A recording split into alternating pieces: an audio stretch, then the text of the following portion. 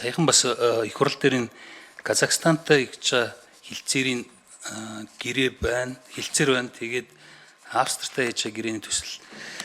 Харьцуулаад харахаар яг зөрүүтэй юмуд их байгаад одоо уул нь нэг стандарт ч юм гэрээний бүтэц, нэр томьёо нэрээсээ ахуулаад нэлээд зөрүүтэй харагдав. Өөрөөр хэлбэл юу гэсэн үг гэхээр нөгөө талаас тавьсан саналыг голдуу хүлээж авч гин үү? Одоо яг хилцээрийн төвшин ямар явж гин? Зарим нэг одоо шууд хэрвээ манайд л давмгаа оролцдог байсан зарим нэг юм стандарт чи мужил болгочхоор юмнууд харагдаад илээ л дээ.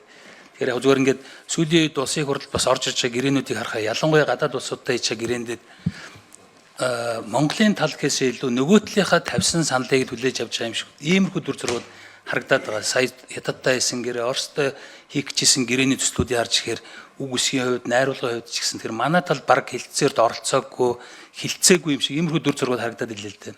Тэгэхээр яг энэ Австрийн та хийх энэ хилцээрийн төсөл дээр манай талаас ямар шоу оролцоотой ажилласан бэ? Ер нь цаашдаа энэ олон улсын хилцээрүүд дээр ямар шоу одоо жишээг стандарт барьдгийг. Гэхдээ гадаад иргэн яам энд илүү хариулах хэрэгтэй юу? Ийм хоёр асуулт байна. За их төвшин гишүүний асуултанд хариулъя. Инх хамгаалалтын сайд. За их төвшин гишүүн энэ одоо энэ нийгмийн хамгааллын гэрээг бол ер нь улс орнууд хийх их сонирхол багтай байдаг юм байна.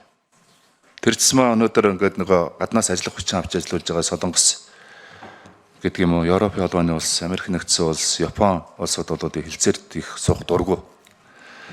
За тэгээ одоо бид нар бол яг үнэхээр бол энэ хилцээрийг хийх монголчуудын эрх ашиг хамгаалахын төлөө бол яг өнөөдөр монголчууд хамгийн их ажил хөдөлмөр эрхэлж байгаа Солонгос, за Япон, Америк нэгдсэн улс, за одоо сүүлд Австрал одоо 13-4 мянга болж байна. Тэгэхээр ингээд энэ улсуудтай бол бас хилцээр хийх гэж нэлээх их одоо хүсэлтүүдийг тавьдаг. Тэгээ шинэ өнөөдөр ихэд одоо Австри улстай хийж байгаа гэрээ дээр бол Австри улсад амьдарж байгаа бид нар чинь монголчуудынхаа эрх ашигыг бол 2600 иргэдийнхаа эрх ашигыг бид нар хамгаалж байгаа. Эргээд Монголд байгаа Австри улсын иргэдэд 30 иргэдийн асуудал хөндөгж байгаа байхгүй. Тийм учраас бол бид нар бол илүү одоо энэ хийж байгаа нийгмийн хамгааллын гэрээнүүд монголчуудынхаа эрх ашигыг хамгаалах одоо энэ чиглэлөө хийгдэг ийм гэрээ юм байна. Нэгдүгürt. За хоёрдугаарт бол энэ гэрээний хүрээнд нөгөө өчтөр бас бэсэн гишүүн асуугаад байсан. Энд чинь ерөөсөө зөвхөн тэтгэврийн нийгмийн даатгалын харилцааг зохицуулж байгаа гэрээнд хийж байгаа байхгүй. Тэгэхэд энэ хүрээнд бол зарим улсууд бол нөгөө эрүүл мэндийн даатгалыг хөнддөг. Үйлдвэрлэлийн бас мэргэжлийн шалтгааллах хүчний даатгалыг хөнддөг. Ажлуудын даатгалыг хөнддөг учраас бол энэ асуудлууд нь тухайн улс орондоо нэлээд зардалтай эрх зүйн зохицуулалт байдаг учраас бол аль болохоор тийм гэрээ байгуулахаас заргалт. Одоо жишээ нь за энэ яг нээлттэй хурал байх шиг байна. Зарим улсууд дээр бол одоо манайхыг одоо нэлээд тулгаж байгаа гэрээгээ зурх мөрх асуудал дээр ч гэсэн одоо тулгаж байгаа ийм улс орнууд бас байгаа шүү дээ. Тэ? Одоо хөрш орнуудаас авахуулаад. Тэгэхээр энэ дээр бид нар бас нэлээд Монголынхаа талд Монголынхаа нийгмийн даатгалын сан дээр ачаал багтаа байх илүү гадаад ажиллаж амьдарч байгаа монголчуудынхаа эрх ашигын хамгаалах чиглэлүүд одоо ингэж хийж байгаа гэрээнүүд их олон жилийн хилцээрүүд байдаг юм байлээ.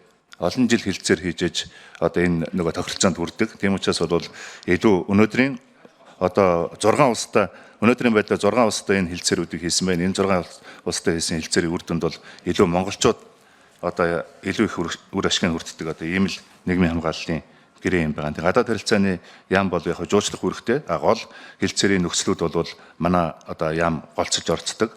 Яг зөвхөн нөгөө хамгийн гол асуудал бол нөгөө олон тэтгэврийн даатгалын одоо нийгмийн даатгалын сантай холбоотой хилцээрээс гадна энэ тэтгэврийн нөгөө тогтолцоо нь өөр улсууд их зовлонтой байдаг.